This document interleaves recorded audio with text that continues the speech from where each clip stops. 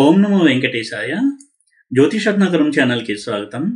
ఈ వీడియోలో సిజేరియన్కి ముహూర్తం పెట్టడం అనేది ఎంతవరకు కరెక్ట్ అనేది డిస్కస్ చేద్దాము. ఈ రోజుల్లో డెలివరీ టైం సజెస్ట్ చేస్తూ డాక్టరు సిజేరియన్కి ఎక్కువగా రికమెండ్ చేస్తున్నారు, అంటే సి సెక్షన్ ఎక్కువగా రికమెండ్ చేస్తున్నారు.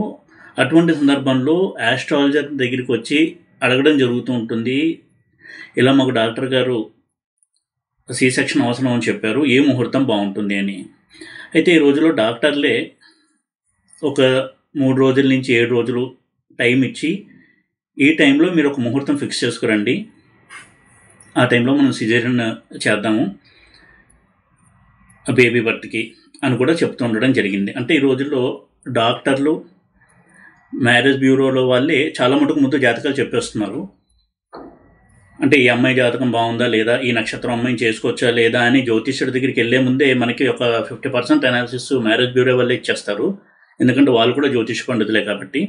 అలాగే ఇప్పుడు డాక్టర్స్ కూడా చాలా గొప్ప జ్యోతిష పండితులుగా తయారవుతున్నారు. అందుకని వాళ్ళే ఇలాంటి నక్షత్రాలు, ఇలాంటివి అయితే లగ్నాలు మంచివని చెప్పేటువంటి సందర్భాలు కూడా ఉన్నాయి. వెంటనే ఒక జ్యోతిష్యుడి దగ్గరికి రావడము, ఆ జ్యోతిష్యుడు ఒక ముహూర్తం పెట్టడము. అయితే ఇప్పుడు ఆస్ట్రాలజర్స్ కూడా దీన్ని ఒక కార్పొరేట్ బిజినెస్ లాగా చేసి ముహూర్తాలు, అంటే మ్యారేజ్కి ముహూర్తము, గృహప్రవేశానికి ముహూర్తము, అలాగే సిజేరియన్కి ముహూర్తం, ఇవన్నీ కూడా పెడుతున్నారు, దాన్ని కూడా ఛార్జ్ చేస్తున్నారు. మరి ఇలాగా సిజేరియన్కి ముహూర్తం పెట్టడం అనేది ఎంతవరకు కరెక్ట్ అనేది ఒకసారి మనం కాన్సెప్ట్స్ లెవెల్లోకి వెళ్ళి ఆలోచిద్దాము.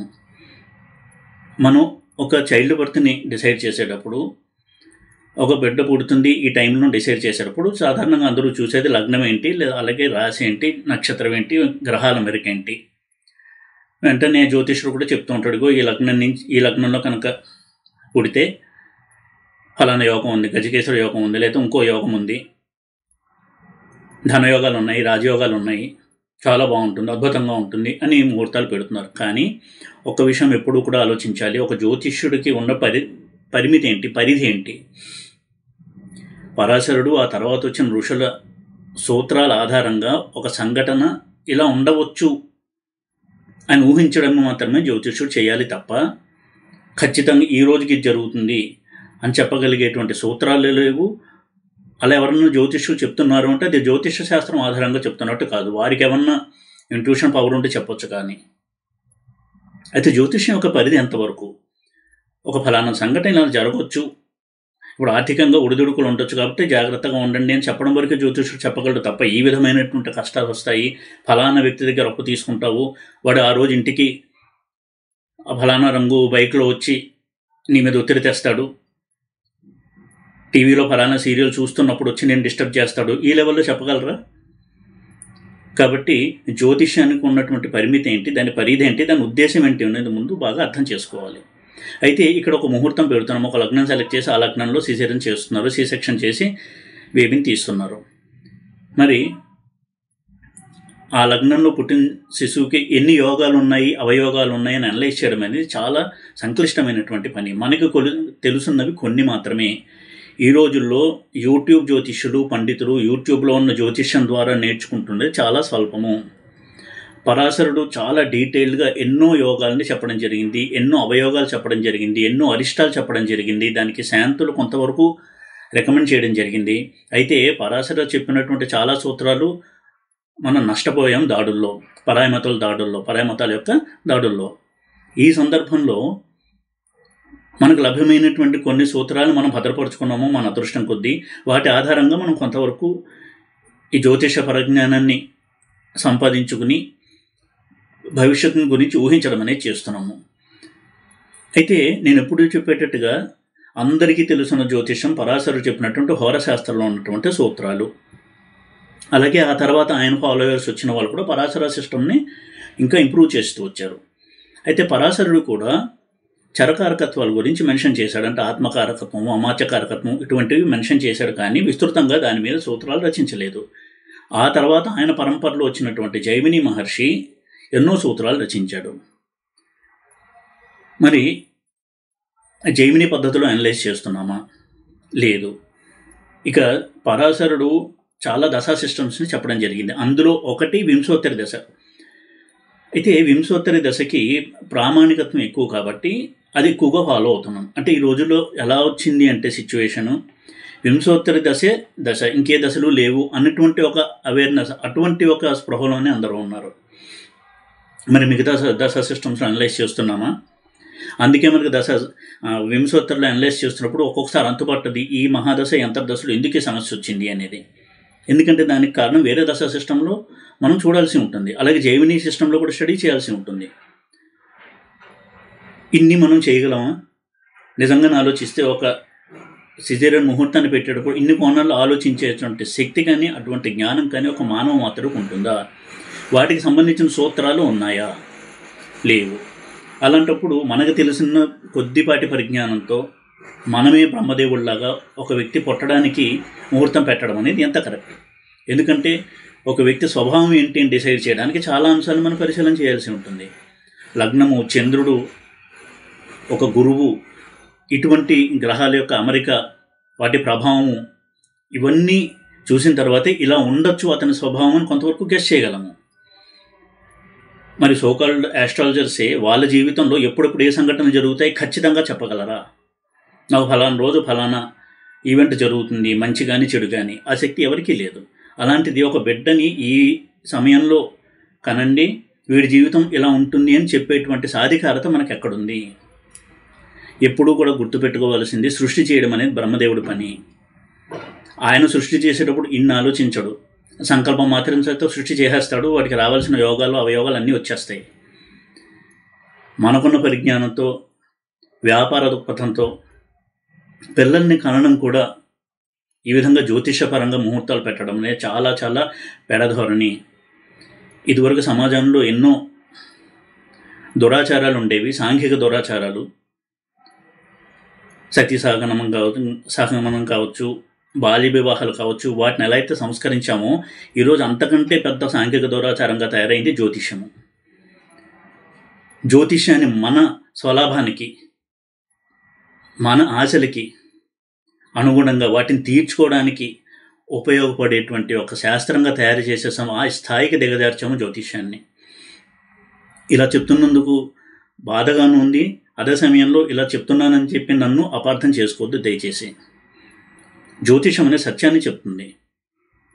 ముఖ్యంగా చైల్డ్ బర్త్ని మనం డిసైడ్ చేయడం అనేది ఎంత హాస్యాస్పదమో, అది ఎంత అమాయకత్వంతో కూడిన పనో ఒకసారి ఆలోచించండి. ఎన్నో విషయాలు మనకి తెలియవు, తెలుసును అనుకుంటాము. నిజంగా తెలిస్తే మనం ప్రతిరోజు ఏ సంఘటన జరుగుతుందో చెప్పగలిగి ఉండాలి కదా. ఏ జ్యోతిష్యుడు పర్ఫెక్ట్ కాదు, నేను కూడా కాదు. నేను అందరికంటే తక్కువ స్థాయి జ్యోతిష్యుడిని అని నా నమ్మకం. సెలబ్రిటీ ఆస్ట్రాలజర్స్ చాలామంది ఉన్నారు కదా, వాళ్ళని కలవాలంటే నా కష్టం, హైగా ఛార్జ్ చేస్తారు ఫీజులు. అలా చేసే పనులు ఇవి. సిజేరియన్కు ముహూర్తాలు పెట్టడము, నాడీ కూటం బాగుందని పెళ్ళిళ్ళు చేయడము, కుంభ వివాహము, అర్క వివాహం అని పెళ్ళిళ్ళు చేయడము, ఇవన్నీ. వీటి వల్ల ఏమైనా జీవితాలు మారుతున్నాయా? ఒకసారి ఆలోచించండి. ఒక ముహూర్తం పెట్టి ఒక బిడ్డ పుట్టాడు అనుకుందాము, వాడు పెద్ద అయిన తర్వాత సరిగ్గా చదువుకోవట్లేదు. ఆ తర్వాత తప్పకుండా తల్లిదండ్రులు వారిని వాళ్ళు నిందించుకుంటారు. ఆ తర్వాత ఆస్ట్రాలజర్ని కూడా నిందిస్తారు. ఫలానా ఆస్ట్రాలజర్ పెట్టాడు ముహూర్తం సరిగ్గా పెట్టలేదు, మనం కూడా ఇంకో ఆస్ట్రాలజర్ని కన్సల్ట్ అయ్యి ఉండాల్సింది. ఈ విధంగా తమను తాము నిందించుకుంటారు, ఆస్ట్రాలజర్ని కూడా నిందిస్తారు. నిందించడం అనేది పక్కన పెడితే ఆ ఈవెంట్ అనేది మళ్ళీ తిరగరాయలేం కదా. ఎప్పుడూ కూడా సృష్టి అనేది భగవంతుడి పని, అది బ్రహ్మదేవుడికి వదిలేయడం అనేది మంచిది. డెలివరీ సమయంలో డాక్టర్ ఏ సమయంలో డెలివరీ చేస్తే, సిజేరియన్ చేస్తే తల్లికి బిడ్డకి క్షేమము అని డాక్టర్ నిర్ణయిస్తాడో ఆ సమయంలో చేయడం అనేది ఉత్తమం. ఆ సమయంలో డాక్టరే దేవుడు. దయచేసి ఈ సిజేరియన్ పేరుతో ఆస్ట్రాలజీని ఇంత కమర్షియల్ సబ్జెక్ట్గా మార్చడం అనేది చాలా చాలా దారుణమైన విషయం. అటువంటివి చేయకండి. ఏ మనిషి యొక్క తలరాతిని మనం రాయలేము కాబట్టి ఇటువంటి వాటిని ఎక్కువ ప్రమోట్ చేయడం కూడా కరెక్ట్ కాదు. అంటే నా దగ్గర విద్య ఉంది, దాంతో ఎటువంటి మిరకల్స్ అయినా చేస్తాను. చూడండి, ఒక సంగీత విద్వాంసుడు ఉంటాడు, ఆయన ఏ రకంగా అయినా పాటలు పాడగలడు, స్వర విన్యాసం చేయగలడు. లేదా ఒక పెయింటర్ ఉన్నాడు, అతను మనం ఎలా కోరితే అలా బొమ్మ వేయగలడు. ఆ విధంగా మన చేతిలో జ్యోతిష్యం ఉంది కాబట్టి కావాల్సినట్టుగా బిడ్డల్ని పుట్టిస్తాను అనుకోవడం అన్నంతటి అమాయకత్వం కావచ్చు, ఒక విధమైనటువంటి మూర్ఖత్వము ఇంకోటి లేదు. అది చాలా దోషం కూడా. అటువంటి ఆలోచనే చాలా తప్పు. యాస్ట్రాలజర్కి పరిమితి ఉంటుంది. జరిగే సంఘటనలు కొంతవరకు ఊహించి సత్యాన్ని చెప్పడం వరకే యాస్ట్రాలజీ చెప్తుంది తప్ప దాని పేరుతో అనవసరమైనటువంటి కమర్షియల్ టాక్టిక్స్, వ్యాపార ధోరణి ఇవన్నీ కూడా సమాజంలో చాలా చాలా అండర్స్ట్ని కలిగించేటువంటి విషయాలు ఇవి. ఏదైనా సమస్య వస్తే జ్యోతిష్యుడి దగ్గరికి వెళ్తే పరిహారం అందిస్తాడు అని అనుకోవడమే అసలు ముందు పొరపాటు. జ్యోతిషులు ఎవరు దేవుళ్ళు కారు, వాళ్ళ దగ్గర మాయలు మంత్రాలు ఉండవు. ఒకవేళ ఉన్నా కానీ అతనికి కష్టం పోయేటువంటి యోగం ఉన్నప్పుడే కష్టం పోతుంది. జ్యోతిష్యుడి దగ్గరికి వెళ్తే పోతుందా, జ్యోతిష్యుడి దగ్గరికి వెళ్లకుండా పోతుందా అనేది అతను చేసుకున్నటువంటి పుణ్యం మీద ఆధారపడి ఉంటుంది. కష్టం తొలగిపోయేటువంటి సమయం వస్తే ఏ పరిహారం చేయకపోయినా కష్టం తొలగిపోతుంది. కాబట్టి కనీసం పిల్లల్ని కండం విషయంలో మాత్రం ఇటువంటి దురాచారాల జోలికి వెళ్లకుండా, చెడు పోకడలు వైపుకు వెళ్లకుండా, కనీసం సంతానం కనడం అనేది భగవంతుడి చేతిలో పెట్టడం అనేది ఉత్తమమైనటువంటి పని. మనం బ్రహ్మదేవుడికి ప్రతినిధులుగా ఫీల్ అయిపోయి ముహూర్తాలు పెట్టడం అనేది చాలా చాలా తప్పు. ఇదే విషయం నేను మ్యారేజ్ విషయంలో కూడా చెప్పడం జరిగింది. ఇదే పాయింట్. ముహూర్తం పెట్టినంత మాత్రాన మ్యారేజ్ సక్సెస్ అవుతుందని ఎక్కడా లేదు. ముహూర్తానికి కొంత పరిధి ఉంటుంది. వివాహంలో సమస్యలు ఉంటే ఏ ముహూర్తంలో చేసినా సమస్యలు ఉంటాయి. కాబట్టి బిడ్డను కనేటప్పుడు కూడా అది కూడా భగవంతుడి నిర్ణయానికి వదిలేసి ఆ భగవంతుడిని నమ్ముకుని ఉండడం అనేది సరైనటువంటి పని.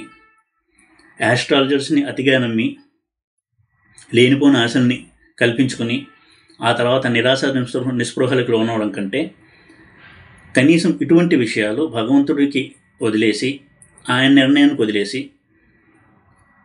ఆయన ఇచ్చిన బిడ్డని భగవత్ ప్రసాదంగా భావించి ప్రేమగా పెంచుకోవడం అనేది కరెక్ట్ తప్ప ఇటువంటి పోకడలకు పోవడం అనేది ఏమాత్రమూ మంచి పద్ధతి కాదు. యాస్ట్రాలజీ పేరుతో డెస్టినీని సృష్టించడము, ఉన్నటువంటి ప్రారంధాన్ని మార్చేయడము, ప్రారంధాన్ని తొలగించడము అని చెప్పే మాటలన్నీ కూడా ఏమాత్రము నిజం కావు. అలా చెప్పడం అనేది తప్పు. జ్యోతిష్య శాస్త్రం ఉన్నది మనం చేసిన పాపాలని కడిగేయడానికి కాదు.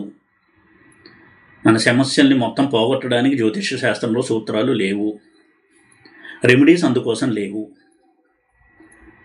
మనకు ఒక కష్టం వచ్చింది అంటే దాన్ని ఎదుర్కొని ముందుకెళ్ళడానికి రెమెడీస్ సహాయపడతాయి తప్ప కష్టాన్ని పోగొట్టడానికి ఏ రెమెడీస్ అనేవి లేవు. అదేవిధంగా సంతానం విషయంలో కూడా మిడిమిడి జ్ఞానంతో మనకి తెలిసినటువంటి కొన్ని విషయాల ఆధారంగా మనకేదో చాలా టీవీ ఛానల్స్తో లింకులు ఉన్నాయి, పాపులారిటీ ఉంది అని చెప్పి సిజేరియన్కి ముహూర్తం పెట్టడం అనేది చాలా చాలా తప్పది. దానివల్ల ఆ పేరెంట్స్కి మనం చేజేతుల ప్రాబ్లమ్స్ని గిఫ్ట్గా ఇస్తున్నాం అనేది అర్థం చేసుకోవాలి. ఎందుకంటే ఎంత మంచి ముహూర్తంలో పెట్టినా కష్టాలు పడిన మనిషి అంటూ ఉండడు. కష్టాలు పడినప్పుడు ఓర్చుకోవడము, భగవంతుని ఆశ్రయించడము, ఆ తర్వాత జ్యోతిషంలో ఏమన్నా రెమెడీస్ ఉంటే పాటించడం అనేది మంచిది తప్ప కష్టాలే ఉండకుండా నా బిడ్డ పుట్టాలి అని అనుకోవడం అనేది చాలా చాలా పొరపాటు. అయినా ఒక మనిషికి ఒక యోగం ఉంటే నేను ఎప్పుడు చెప్పేటట్టుగా ఆ యోగంలో ఉన్నటువంటి గ్రహాల మహాదశ నడుస్తూ ఉండాలి.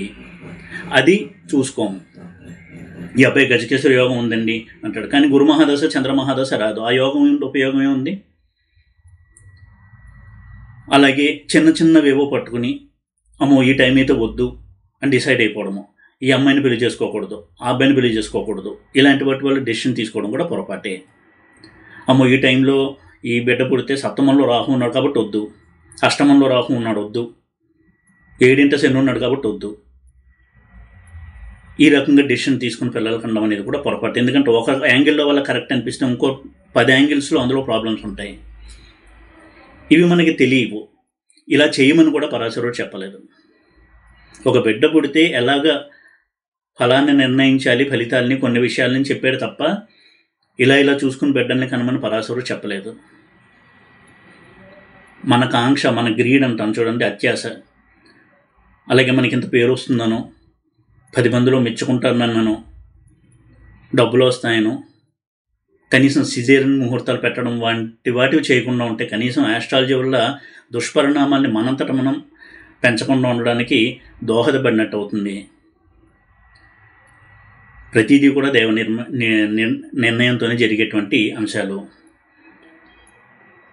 అన్నిటికీ ఫైనల్గా నిర్ణేత ఆ దైవమే. ప్రారంధం అంత బలమైంది. అయితే పురుష ప్రయత్నం కూడా చేయాలి. కాబట్టి దైవాన్ని నమ్ముకుని పురుష ప్రయత్నం చేస్తూ ప్రారంధం వశాత్తు కష్టాలు వస్తే దైవాన్ని ఆశ్రయించడం అనేది మొదటి రెమెడీ. ఆ తర్వాత చిన్నపాటి రెమెడీస్ చేసుకోవడం, ఆ కష్టాన్ని తట్టుకుని ముందుకెళ్ళడం అనేది సరైనటువంటి రెమెడీ, సరైనటువంటి ఆలోచన విధానం.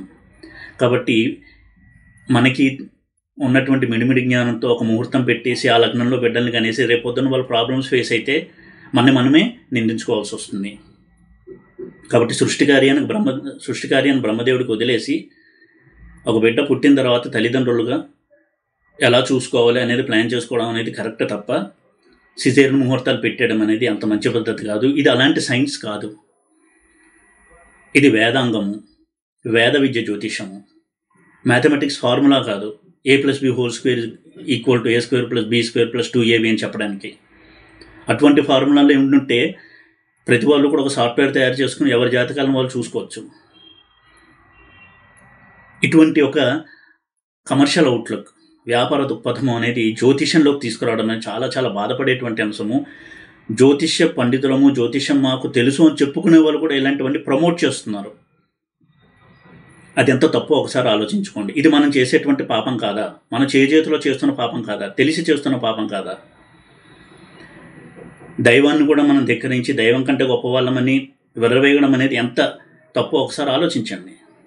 దయచేసి అట్లీస్ట్ సిజేరియన్ వంటి వాటిని మాత్రం డాక్టర్ అడ్వైస్కి వదిలేసి ఆయన ఎప్పుడు చేస్తే మంచిదని మెడికల్ పరంగా ఆ తల్లి బిడ్డ ఆరోగ్యం దృష్ట్యా ఏది కరెక్ట్ అనుకుంటాడో ఆ టైంలో చేయడం అనేది మంచిది.